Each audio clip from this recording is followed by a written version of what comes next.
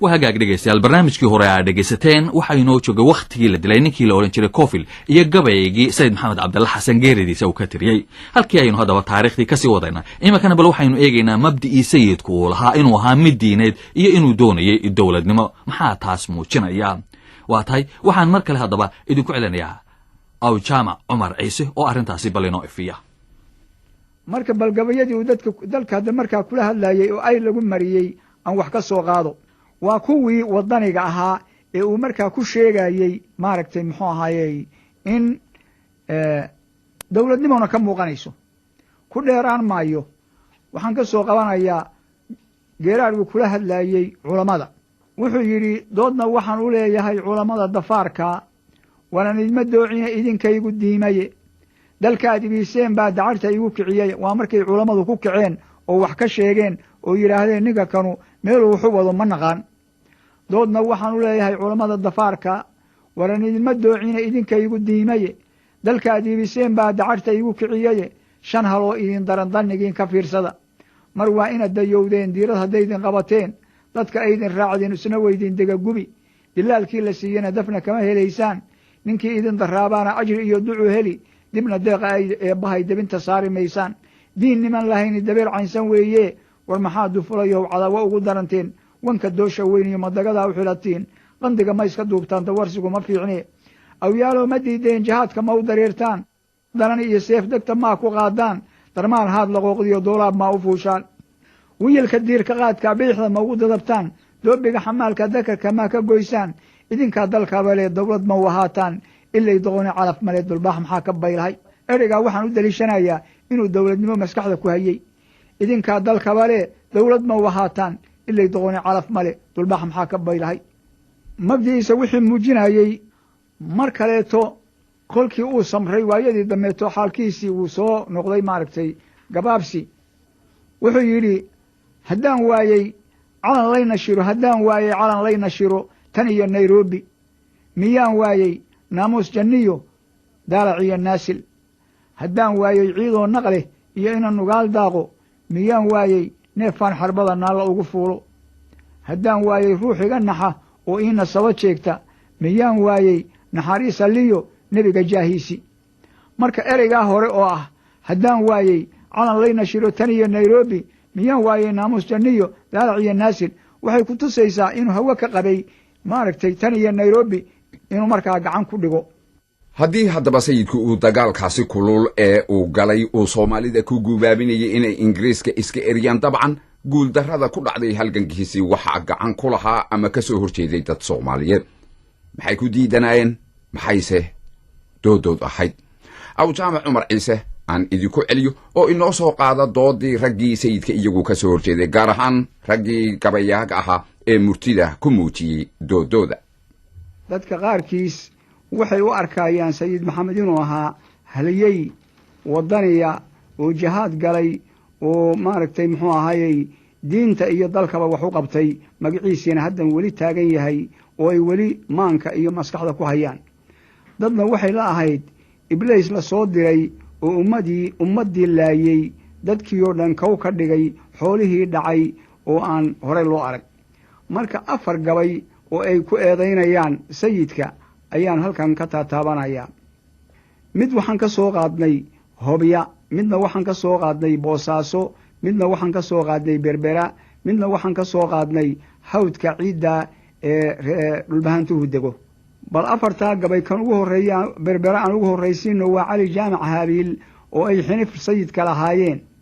Cali Jaamac wuxuu yiri allahayow adduunyada adaa untay keligaaye allahayow arwaaxaba adaa qoray arsaaqoode allahayow addoomuhu aday ku irkanayaane allahayow islaamkuma aduu ku acbudayaaye allahayow albaabada adaa ooda oo fura'e allahayow ma awdo xaqaad soo iftimisaaye allahayow aduunba u arxama kii itaal darane allahayow adaan ee xoqoon eedna aan geline allahayow awoodtaada yaa loo aqoonsadaye nin kaloo itaal lihi ma jiro adiga mooyaane allahayow middii uur leh iyo tii irmaan dumarka allahayow umulihii nin dilay ubad jaqsiinayey allahayow agoon iyo miskiin aadanaha liita allahayow nimaan odayda iyo habarka oolaynin allahayow min aabi iyo kibir mu'minku idleeyey allahayow ilaahnimo ninkaan kugu addeecaynin allahayow ibliiska u eg oo aanu garan weynay allahayow mid oogada jirka aad insiga moodo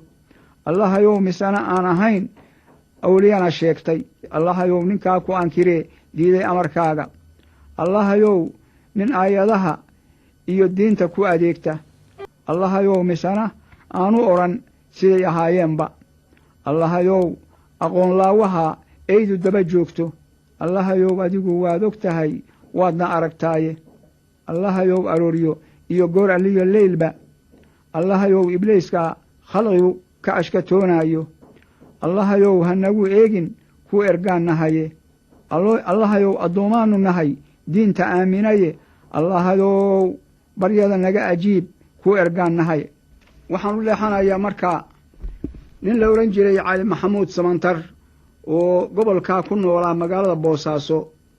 gabay u mariyey sayidkaa u yeeray baa la yidhi wuxuu yidhi i imow xoolaan ku siinayaado waa nin aada loo taxgeliyo ayuu ahaa markaasuu gabay mariyey oo wuxuu yidhi waataan afgaba yeerin jiray yarow ahaantiiye uma yoomo hawd yaalaley hays nin yuururiye ma yagfiyo yaloonkoo cidlo ah yaris nin jiifaaye usba nebi yacquub bacdalya'si buu yaasafaa yidhiye allena u yeel ducaduu yudayoo yoomadoo kacaye suu rabay ilaahay u yeel samirkii ayuube tan iyo nebi yuusuf weliyaa jiro yuu kanaa dhigaye yaa ayuhanebaa laga galiyo bariya yaasiine waxba yaan wadaadoy ka yimi odhanin yaabuuye waxba yuu isiin qaalmuhuu soo yahoobiyaye nin qabiiladiisii yuu tidhi yuu annii rabine yuu fuuna dhaha taladiisu waa yuuxan roob jirine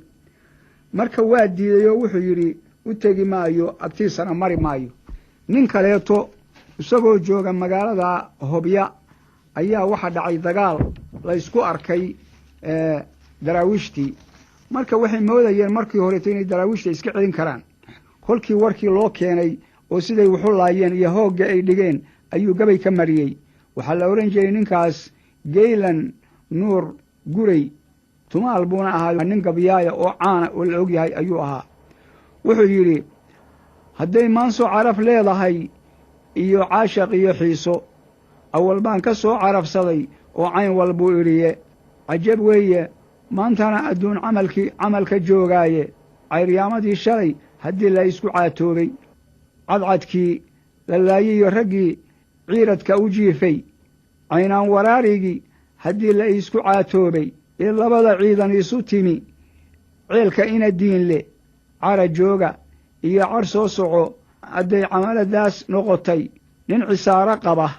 waxaan lahaa waa la caajimiye alla nimanka waa loo cadgoyn cune abuurkiiye nin caddaaday oo caalim ah oo madaxu cawsoobay oo ciidan inuu galo kal hore laga calool duubay ninku waa caruusee warmaha ku cadcaddoo dila rabbi iyo nibaa laga cuskaday caadam ma ahayne caamaannu nahay oo qalbigu naga carruurowye iyagaa cibaadada hayee culamo weydiiya in wadaadku ceeb hurin hayo oo camalku faaroobay iyo inuu cilmi aan lala oqoon curiyay oo keenay caamaannu nahay oo qalbigu naga carruurowye iyagaa cibaadada hayee culamo weydiiya carruur dhalatay oo aan weli guryaha caradna u dhaafin in caloosha laga soo rido oo hadda la cunsiiyo rabbi iyo nibaa la cuskaday ee caado ma ahayne iyagaa cibaadada hayee culamo weydiiya horta naag calooloo jilbaha ciidda dhiganaysa oo waxay carsanlaysaba haddii dumarku soo ciidmo ciyaal aan maalintaa ka hor la arag oo aad ciidagale moodo inuu caawimaa la arki jiray calaf nin haystaaye caanaha kan naasaha ku yaal canuguyuu nuugin cadkana gooya gaalada cad bay camal wadaagaane rabbi iyo nibaa la cuskaday ee caado ma ahayne iyagaa cilmiga noo hayee culamo weydiiya gabagaas ninkaasuna intaas oo calaacala ayuu wax kaga tilmaamayo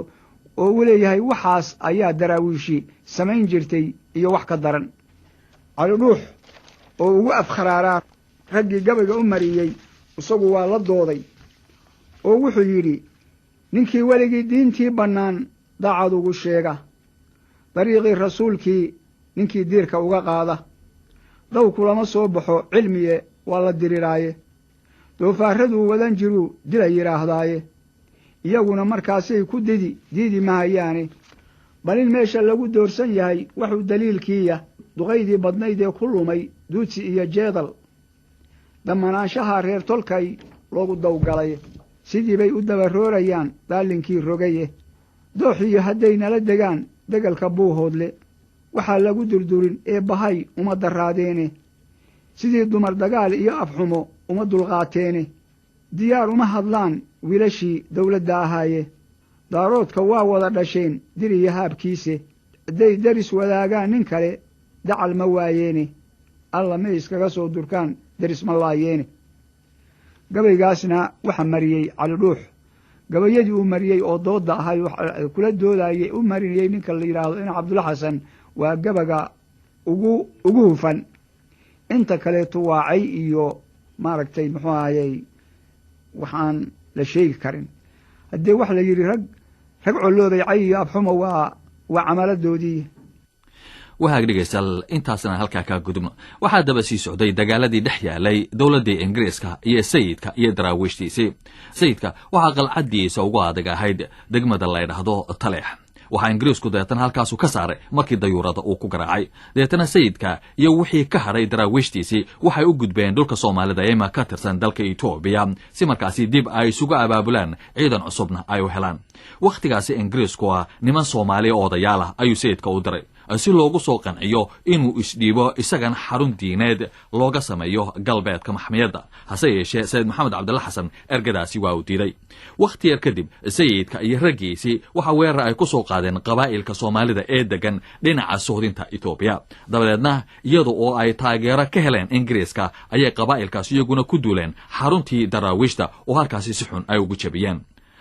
rag aan badnayn iyo sayidkii dabeetana waxay u baxsadeen imey oo ku taala dhinaca etoobiya halkaasi oo ay gaadheen bishii oktoobar sannadkii 1920 dhammaadkii sannadkaasi oo ahayd 21 bishii disembar ayaa sayidku ugu dhintay imey kaneeco amaba duray sida taariikhdu ay qorayso waxaa da'diisu wakhtigaasi ahayd 56 jir sayidku markii laga adkaaday waxa uu tiri haddaba gabay dheer oo dardaarana oo dadka soomaalida ah uu kula hadlayo aw daahir afqarshe haynoo mariyo dallacaad jacayl baad kurtii noola dhirirtane dubaaqiina waa xasaa u galay daara buuxsadae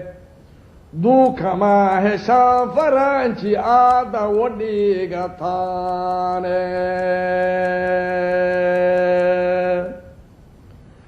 dabin buu idin qoolayaa waydin daagayaaye dirhamkuu idin qubaahayaa dib u go'aysane markaa hore dabkuu idinka dhigi dumar sidiise